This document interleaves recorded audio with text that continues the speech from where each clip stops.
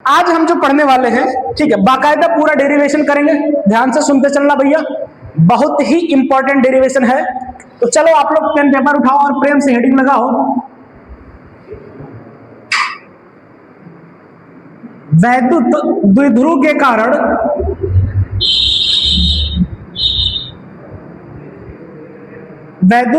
कारण वैद्युत क्षेत्र की तीव्रता।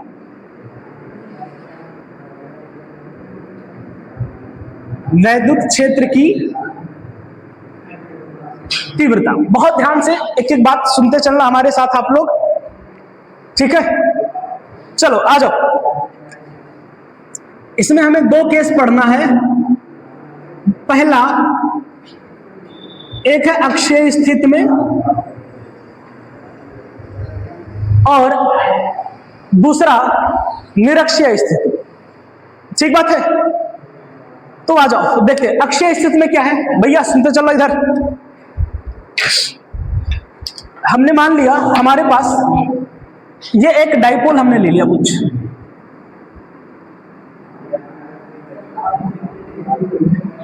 ठीक है। चलो चलो चलो इधर इधर इधर इधर भैया, ये हमने कोई डाइपोल ले लिया जो कि प्लस क्यू, सॉरी, एक हमने कोई डाइपोल ले लिया ए बी, ठीक है, जो माइनस क्यू और प्लस क्यू आवेश से मिलकर बना हुआ है और जिसकी लंबाई 2L है। बहुत ध्यान से एक एक बात सुनना, क्योंकि थ्योरी आपको लिखनी पड़ेगी इसकी। तो माना ए बी एक वैद्युत द्विध्रुव है जो माइनस क्यू तथा प्लस क्यू आवेश से मिलकर बना है, वह जिसकी लंबाई 2L है। और द्विध्रुव के मध्य बिंदु O से, ये द्विध्रुव का क्या है, मिड पॉइंट है, मध्य बिंदु O से R दूरी पर यहां एक कोई पॉइंट P है जिस पर हमें वैद्युत क्षेत्र की गणना करनी है, ठीक है। अब इतनी बात अगर हो गई तो जरा मुझे एक बात बताना। अब हमने कल आपसे कहा था कि जो ये 2L है, 2L क्यों मान रहे हैं, क्योंकि अब जब हम आधा लेंगे ना तो आधा में हमें क्या मिलेगा, ये वाली लंबाई भी क्या हो जाएगी L और ये वाली भी लंबाई क्या हो जाएगी L। अब अगर हम इनके बीच की दूरी L ही मानते तो फिर हमें यहाँ पे क्या रखना पड़ता, L/2 करना पड़ता, जो हमारे डेरिवेशन के लिए थोड़ा सा मुश्किलात पैदा कर सकती थी, ठीक है। तो ये डेरिवेशन उम्मीद करते हैं आप लोगों का, कुछ लोगों का तो तैयार भी होगा कायदे से, बट चलो अपन करते हैं, ठीक है। पहले इरादा नहीं था डेरिवेशन करेंगे, बट चलो कर लेते हैं। तो हमें पॉइंट चार्ज की वजह से किसी भी बिंदु आवेश के कारण वैद्युत क्षेत्र की तीव्रता हमने कल निकाली थी, कितनी होती है, 1/4πε0 Q/r²। और एक बात और कि जो प्लस क्यू चार्ज होता है, प्लस वाले की वजह से इलेक्ट्रिक फील्ड जाती है दूर, यानी ये बी की वजह से हो गया, और ये माइनस चार्ज है तो माइनस चार्ज वाले की दिशा में होती है ई। समझ रहे बात को। तो अब हम बिंदु P पर हमें वैद्युत क्षेत्र की तीव्रता चाहिए। अच्छा एक बात बताओ, इस वाले आवेश से इसकी दूरी कितनी हो जाएगी, इस वाले आवेश से, ठीक है, हमें दूरी चाहिए। तो यहां से ये पूरी दूरी कितनी है R, ये आपने कितना माना है OP, R माना है ना, तो ये पूरा R, इसमें से ये L निकाल दो तो बची हुई दूरी कितनी है, R - L। और यहां से जब आप देखोगे तो ये वाली पूरी दूरी कितनी है, R + L। पूरी दूरी कितनी है, R + L। यहां से यहां तक R और ये L ज्यादा है तो R + L। अब बिंदु P पर वैद्युत क्षेत्र की तीव्रता निकालनी है तो पहले EB की वजह से निकालो। चलो EA लिख लेते हैं, तो इसकी वजह से आएगा 1/4πε0 Q/r। इसके लिए डिस्टेंस कितनी है, R + L। कितनी दूरी है, यहां पे क्या होता है, दूरी का स्क्वायर, दूरी कितनी थी R + L, तो उसका स्क्वायर हो गया। किस दिशा में है, A के कारण भैया इधर आ रही है, तो P से A की दिशा में, किधर आ रही है सर, P से A की दिशा में आ रही है। और जब आप बिंदु B के कारण निकालोगे, नेगेटिव चार्ज, सॉरी इस वाले के कारण, तो आपको क्या मिलेगा, 1/4πε0 Q डिवाइड में R - L का होल स्क्वायर। और इसकी वजह से इधर जा रही है तो जाने के लिए क्या लिखेंगे, B से P। अब ये बात ध्यान देना, हमने कल भी आपसे कहा था कि वैद्युत बल रेखाएं प्लस से निकलती हैं, यानी प्लस से दूर जाती हैं, और माइनस पे खत्म होते हैं, यानी माइनस की ओर आती है। तो ये प्लस चार्ज के से फील्ड दूर जाएगी ईबी, जो कि बी से बी की ओर जा रही है, बी से पी की ओर जा रही है। दूसरा, इसकी वजह से इलेक्ट्रिक फील्ड इधर आएगी क्योंकि ये माइनस है, तो इधर आएगी तो ये इधर जाते हुए दिखेगी, तो पी से ए की दिशा में। अब कुछ इलेक्ट्रिक फील्ड इधर है, कुछ इधर है, तो नेट किधर आ जाएगा? तो हमें चाहिए नेट इलेक्ट्रिक फील्ड।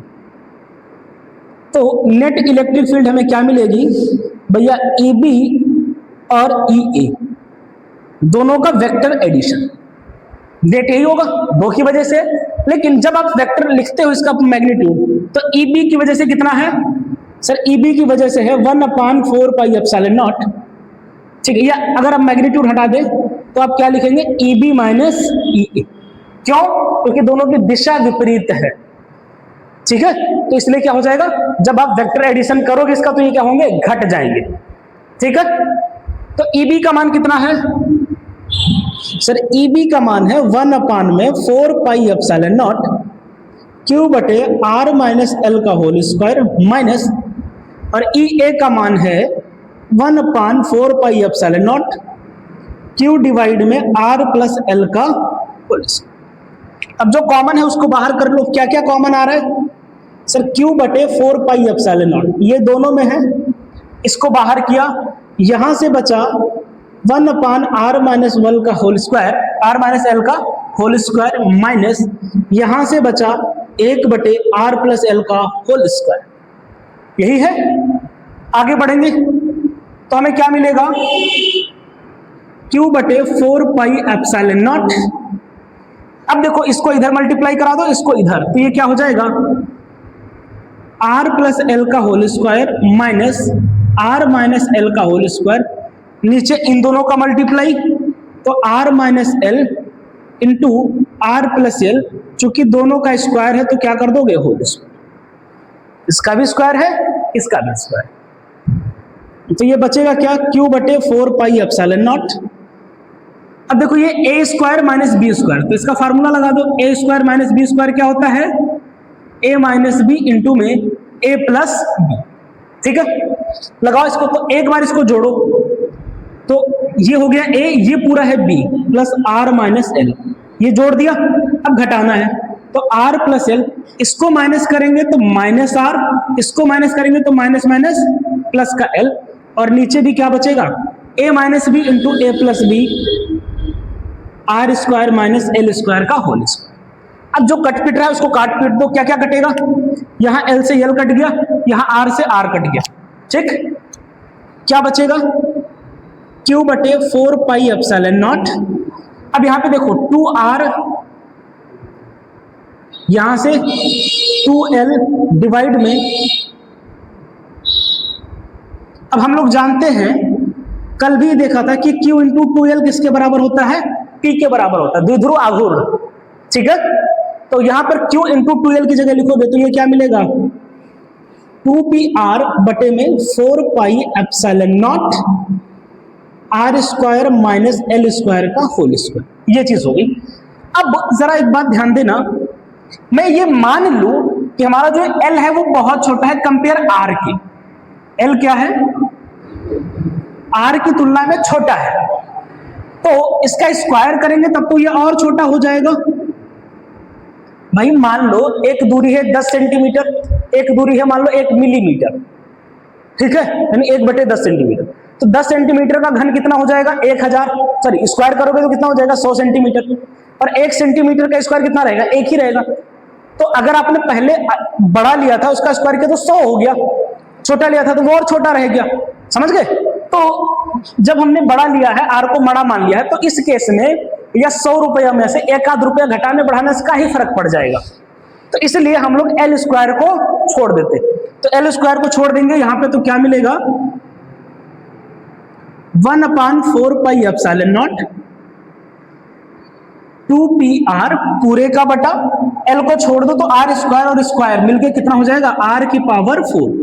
तो एक आर से एक आर बेकार कर दो, तो 1/4 pi epsilon naught 2p upon R cube. ये अक्षीय स्थिति में वैद्युत क्षेत्र का फार्मूला होता है, ठीक है।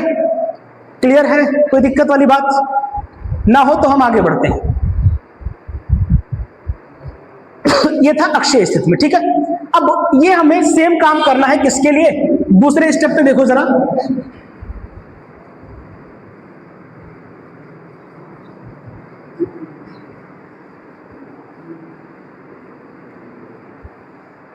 दूसरा स्टेप देखना थोड़ा ध्यान से। दूसरा वाला है अपने पास निरक्षीय स्थिति में। दूसरा वाला किसमें है? अच्छा, इसके डायग्राम को बहुत केयरफुली समझने की कोशिश करिए, ठीक है। भैया कहाँ सो रहे हो जी, जाग जाओ यार। तो लग रहा है कि संतोषी माता कथा चल रही है, हाथ जोड़ एकदम बढ़िया बैठे, कोई टेंशन वाली बात तो है नहीं, है कि ना। चलो आ जाओ इधर। भैया मान लो फिर से वही कहानी कि ये हमने एक डाइपोल ले लिया द्विध्रुव, ठीक है, जो कि -q और +q आवेश से मिलकर बना है। इसको हमने बोल दिया A है और ये B है। इसके बीच की दूरी कितनी है? 2l है। और इसके मिड पॉइंट O से, ध्यान से सुनना, इसके मध्य बिंदु O से ये r दूरी पर हमने कोई एक पॉइंट P ले लिया, जहां क्या निकालना है? वैद्युत क्षेत्र की तीव्रता ज्ञात करनी, ठीक। कहां पे? r दूरी पर कोई एक पॉइंट P है जिस पर हमें वैद्युत क्षेत्र की तीव्रता ज्ञात करनी। ओके, तो देखो जरा ध्यान से, ये माइनस चार्ज, ये प्लस चार्ज है, तो प्लस वाले की वजह से वैद्युत क्षेत्र किधर जाएगा? दूर। प्लस वाले की वजह से किधर जाता है? इस डायरेक्शन में जाएगा। तो ये हो गई प्लस वाले की वजह से इलेक्ट्रिक फील्ड, ठीक है। इसकी वजह से हमने मान लिया, इसको क्या नाम दे दिया? बी की वजह से है तो इसको नाम दे दिया EB। और ये माइनस वाले की ओर आती है, इलेक्ट्रिक फील्ड क्या होगा भैया? माइनस वाले की ओर आती है, तो एक इलेक्ट्रिक फील्ड यहां पे आ गई इस डायरेक्शन में, इसको हमने नाम दे दिया EA, ठीक है। अब जरा एक बात समझना, बात ये है कि अगर हमने मान लिया कि ये वाला एंगल थीटा है, ये एंगल कितना है, तो जाहिर सी बात है कि ये वाली लंबाई L है, ये वाली भी लंबाई L है, ये दोनों में सेम है, तो जाहिर सी बात है ये भी सेम होगा, मतलब ये वाला भी कोण क्या होगा? थीटा ही होगा। तो जरा ध्यान देना, यहां पर ना इस पॉइंट पर मैं अगर इसके एक्सिस खींचूं, ठीक है, तो इसके दो कंपोनेंट आप तोड़ पाओगे यहां पर,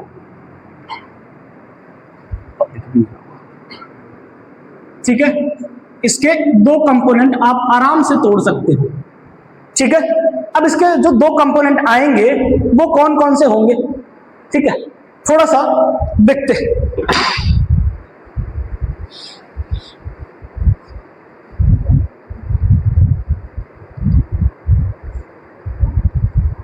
ठीक है, कौन कौन से कंपोनेंट होंगे इसके? तो देखो, ये वाला एंगल थीटा है, तो ये वाला भी एंगल क्या होगा? सर थीटा ही होगा, क्योंकि सेम लाइन जा रही है, ठीक है। तो अगर ये वाला एंगल थीटा है तो दो टुकड़े कौन कौन से होंगे देख लो जरा। जो टुकड़ा इसके साथ आएगा, थीटा के साथ, वो होगा cos थीटा। तो इसको आप क्या लिखोगे? इधर वाला टुकड़ा आएगा EB cos थीटा और ऊपर वाला टुकड़ा जाएगा EB sin थीटा। सेम कहानी EA के साथ। देखो, अगर ये दो समांतर रेखा को जब एक तिरछी रेखा काटती है तो इसके एकांतर कोण आपस में बराबर होते हैं। तो अगर ये वाला कोण थीटा है तो ये वाला भी कोण कितना बनेगा? थीटा। तो इसके भी दो टुकड़े होंगे, एक इधर और एक नीचे। जो थीटा के साथ है वो cos, जो थीटा के साथ है वो क्या होगा? cos theta. तो इसको क्या लिखोगे आप? EA cos थीटा, और इधर की दिशा में क्या आ जाएगा? EA sin theta. इधर की दिशा में क्या आ जाएगा? EA। अब जरा एक बात बताओ, अब हमें दूरी चाहिए ना, क्योंकि हमारे पास फार्मूला क्या था? E बराबर 1/4 पाई एप्सिलॉन नॉट Q बटे R स्क्वायर। तो इस वाले आवेश से इसकी दूरी कितनी होगी भाई? देखो, ये पूरा 2L है, तो ये वाली लंबाई कितनी हो जाएगी? L, और ये वाली भी कितनी होगी? L। तो आप चाहो तो आप देख पा रहे हो कि ये तो समकोण त्रिभुज है। क्या है ये L दिया हुआ, ये R, तो ये तो कर्ण है। कर्ण क्या हो जाएगा? तो सर कर्ण का स्क्वायर बराबर होता है लंब स्क्वायर प्लस आधार स्क्वायर, यही होता है ना। अब अगर हम यहां से स्क्वायर हटाएंगे तो यहां क्या आ जाएगा? अंडर रूट आ जाएगा। समझ गए? तो यहां पे R का मान कितना है? Under root R square plus L square. अब जो यहां है वही तो यहां भी हो जाएगा, आर और एल। तो जब आप ई ए निकालोगे ना, तो ई ए का मान भी मिलेगा 1/4πε0 क्यू बटे R square plus L square. और जब ई बी निकालोगे तो ये भी कितना आएगा 1/4πε0 क्यू बटे R square plus L square. अब अगर आप ध्यान से देखो तो वही कहानी है, ए की वजह से ये किधर आ रहा है, देखो ये पॉइंट अगर P है तो P से A की दिशा में ये किधर जा रहा है, P से A की दिशा में। ये किधर जा रहा है, B से P की दिशा में। किधर जा रहा है, ये इधर जा रहा है ना, ऐसे B से P की दिशा में, ठीक। तो बट देखो मैग्नीट्यूड दोनों का बराबर है, खाली क्या बदली हुई है, दिशा बदली हुई है। क्या बदली है, केवल दिशा बदली हुई है। तो आप अगर ये कह सकते हो कि भैया ई ए बराबर क्या है, ई बी बराबर हमने मान लिया ई के बराबर है, ठीक।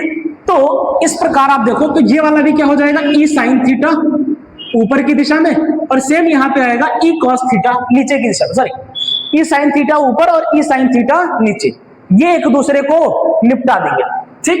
तो बचेगा कौन, ये वाला और ये वाला एक दूसरे को खत्म कर दिया, वो जितना ऊपर उतना नीचे, खत्म। केवल क्या बचा, ये वाला। तो नेट इलेक्ट्रिक फील्ड क्या मिलेगी,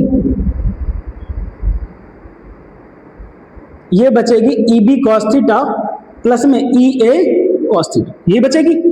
तो ई बी क्या है, हो जाएगा ई कॉस थीटा प्लस में ई कॉस थीटा बराबर में आ जाएगा 2e कॉस थीटा। और कॉस थीटा यहां से आप चाहो तो लिख लो, कॉस थीटा क्या होगा, लंब बटे कर्ण। लंब ये है आर, सॉरी कॉस थीटा क्या होता है, आधार बटे कर्ण, आधार बटे कर्ण। तो यहां पर जब आप लिखोगे तो यहां पे कॉस थीटा का मान क्या आ जाएगा, आधार, आधार कितना है एल, कर्ण कितना आपने अभी निकाला है under root R square plus H. कोई समस्या होगी वहां बोल देना, ठीक है। तो चलो आ जाओ, 2e cos थीटा, e का मान हमने निकाल ही रखा है, कितना है, तो 2 तो एज इट इज रहने दो, तो 2 गुणे e का मान 1/4πε0 क्यू बटे R square plus L square. और cos थीटा का मान कितना है, अभी लिखा हो l बराबर, सॉरी l बटे under root R square plus L square. अब ऊपर देखो Q 2l लिखा है कि नहीं, Q इंटू 2l, तो Q इंटू 2l क्या हो जाता है P, तो 1/4πε0 P पूरे का बटा क्या बचेगा, यहां पे देखो इसकी पावर 1 है, इसकी पावर 1/2 है, देखो a इंटू a की पावर 1/2, तो ये क्या हो जाएगा a की पावर 1 प्लस 1/2, तो 2 इकन्नम 2 1 3, तो ये क्या बन जाएगा पावर 3/2, ठीक है। क्योंकि गुणा में क्या होता है, आधार समान है तो घात जुड़ जाएगी।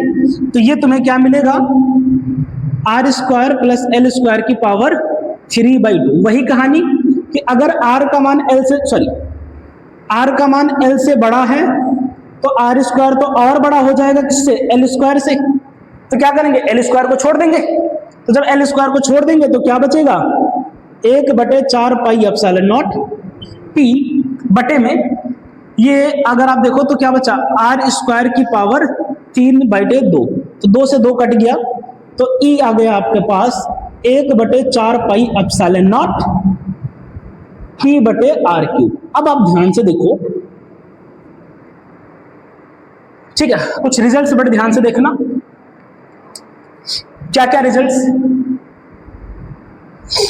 जैसे पहली बात, अक्षीय स्थिति में आपने क्या लिखा था, ई का मान, सर अक्षीय स्थिति में आया था 1/4πε0 2p बटे आर क्यूब, और निरक्षीय स्थिति में हमें मिल रहा है result 1/4πε0 p upon R cube. यानी अगर आप ध्यान से देखो तो जो अक्षीय स्थिति में वैद्युत क्षेत्र आ रहा है वह आपका 2 गुना है किसके बराबर, जो निरक्षीय में। कोई समस्या यहां तक बताओ, जो यहां पर है अक्षीय वाला वो निरक्षीय का क्या है, 2 गुना है ना। अगर मैं इसको 2 से गुणा कर दूं तो 2p बटे आर क्यूब आ जाएगा, जो किसके बराबर है, ठीक। अच्छा एक बात बताओ, अगर मैं यहां कहूं, यहां अगर आप देखो तो भैया कल हमने आपसे कहा था कि जो डाइपोल की डायरेक्शन होती है वो माइनस से प्लस होती है। डाइपोल की दिशा किधर होती है, माइनस से प्लस होती है। तो तो इसका जो डाइपोल है वो किधर होगा, डाइपोल की डायरेक्शन में जरा बताना। तो ये वाला माइनस चार्ज है, ये वाला प्लस चार्ज है, तो ये माइनस से प्लस, यानी कि डाइपोल का डायरेक्शन किधर है, माइनस से प्लस है, और इलेक्ट्रिक फील्ड इधर जा रही है। नेट इलेक्ट्रिक फील्ड किधर जा रही है, इस डायरेक्शन में। डाइपोल किधर जा रहा है, इस दिशा में। यानी आप ये कह सकते हो कि जो वैद्युत द्विध्रुव और वैद्युत क्षेत्र की दिशा इसमें क्या है, विपरीत है। यहां पर क्या है, वैद्युत द्विध्रुव और वैद्युत क्षेत्र की दिशा विपरीत है, किसमें, निरक्षीय वाले। ठीक बात है, कोई समस्या? तो भैया फर्स्ट चैप्टर में एक और डेरिवेशन है, वो भी देख लेते हैं थोड़ा सा। ठीक है,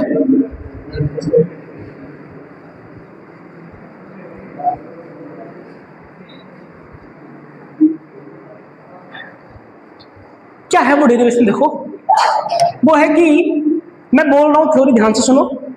एक समान वैद्युत क्षेत्र में स्थित द्विध्रुव पर लगने वाले बलयुग्म का आघूर्ण। ठीक, चिंदई वाला डेरिवेशन है, खाली थ्योरी थ्योरी है, डायग्राम समझ लो बस, और कुछ ना है। ठीक, तो आ जाओ डायग्राम समझते हैं भैया। मान लेते हैं हमने एक समान वैद्युत क्षेत्र ले लिया, ये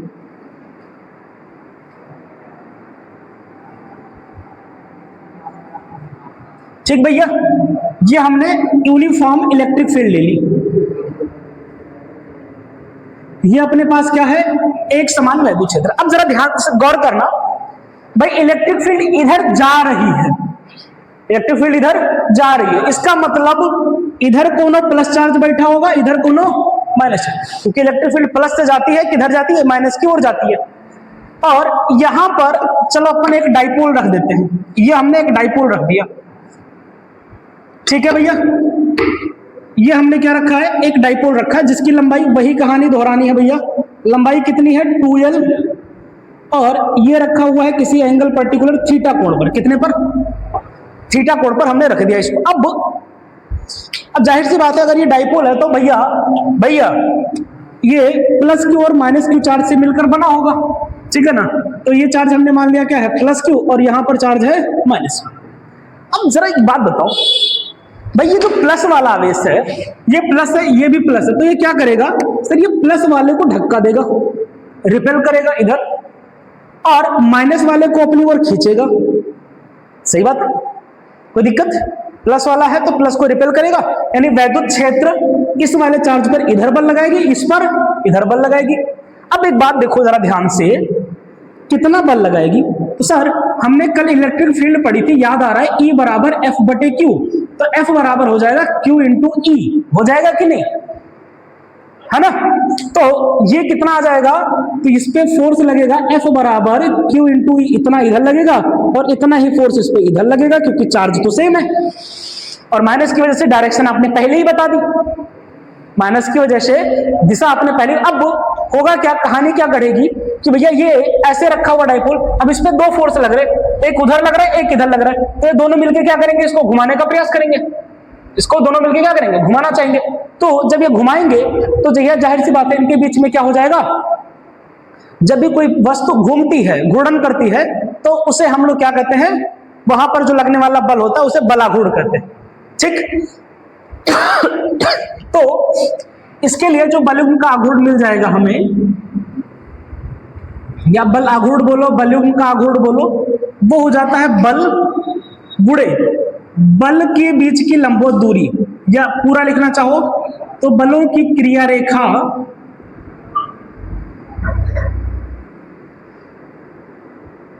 के बीच की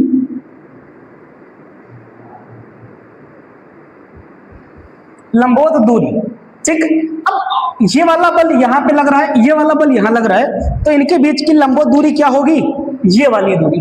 लंबवत दूरी का मतलब है ये वाली, और ये कितना होगा, दो तरीके हैं, या तो त्रिकोणमिति लगाओ, ठीक है, इस वाले त्रिभुज में, तो सर त्रिकोणमिति लगाओगे क्या हो जाएगा, इसको मैंने मान लिया परपेंडिकुलर डिस्टेंस। ठीक, तो साइन थीटा बराबर, देखो जरा क्या मिलेगा, लंब बटे कर्ण, क्या मिलेगा, परपेंडिकुलर डिस्टेंस बटे 2l, ये होगा साइन थीटा बराबर लंब बटे कर्ण।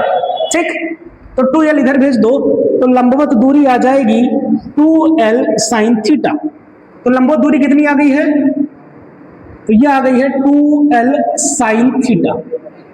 ठीक है, तो यहां पे रखो, बल कितना लग रहा है QE, भैया इधर ध्यान दे लो, इनटू में दूरी कितनी है 2l sin थीटा, दूरी कितनी है। अब यहां पे ना Q इंटू 2l एक साथ रखो, E sin थीटा, तो Q इंटू 2l क्या होता है PE sin थीटा, ये क्या बन गया PE sin थीटा। अब PE sin थीटा का मतलब हो गया vector P cross vector E। तो टॉर्क आपका अगर वेक्टर फॉर्म में लिखना है तो ये, कई बार आपके एग्जाम में यही सीधा पूछ लिया है कि लगने वाला बल आघूर्ण के लिए सही फार्मूला है टॉर्क बराबर P cross E, E cross P, ठीक है ना, P डॉट E, इस तरीके से आपसे 4 ऑप्शन पकड़ा देगा।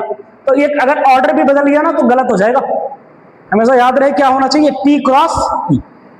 ठीक है, तो ये हम इस पर लगने वाला नेट टॉर्क है। अब जरा एक काम करो, अगर मैंने कहा थीटा की वैल्यू थीटा की वैल्यू 90 डिग्री, थीटा की वैल्यू कितनी है 90 डिग्री, यानी हमने इसको ऐसे ना रख करके ऐसे रख दिया, तो साइन 90 का मान क्या होता है मैक्सिमम। तो उस समय जो टॉर्क लगेगा, टॉर्क क्या होगा मैक्सिमम टॉर्क होगा कितना PE। और अगर मान लो हमने डाइपोल को 1 न्यूटन प्रति कूलम में रखा, तो जो मैक्सिमम लगने वाला आघूर्ण होगा वो किसके बराबर होगा P के बराबर हो जाएगा। यहां तक आपका पहला चैप्टर, कितना दिन लगे 3 दिन लग गए यार खत्म करने में, फिर भी है ना, इतना नहीं लगना चाहिए था। ठीक है, बट हाँ इतने में आपका पहला चैप्टर पूरा का पूरा कुछ भी छूटा नहीं है पहले चैप्टर में, है एक चैप्टर खत्म हुआ, लेकिन इस यूनिट में एक चैप्टर और शामिल है। ठीक है, अभी गॉस परमेय और उसके बाद में, ठीक है, तो मतलब इस वीक हम लोग इस पूरे चैप्टर को कवर अप, पूरी इलेक्ट्रोस्टैटिक खत्म हो चुकी होगी, शनिवार तक कोशिश रहेगी। और संडे को अपन फिर से मैं आपको बता दे रहा हूं 3-4 घंटे मान के चलो, 2.5 से 3 घंटे कम से कम न्यूमेरिकल चलेंगे। हाँ यहाँ पे और कहा, ठीक है, तो ये आप लोग दिमाग में बिठा के चलना। और साथ ही साथ आज 8 अक्टूबर है, आज के दिन को हम लोग भारतीय वायुसेना दिवस को समर्पित करते हैं, भारतीय वायुसेना दिवस के रूप में आज का दिन मनाया जाता है। तो आप सभी को भी इंडियन एयरफोर्स डे या भारतीय वायुसेना दिवस की हार्दिक शुभकामनाएं।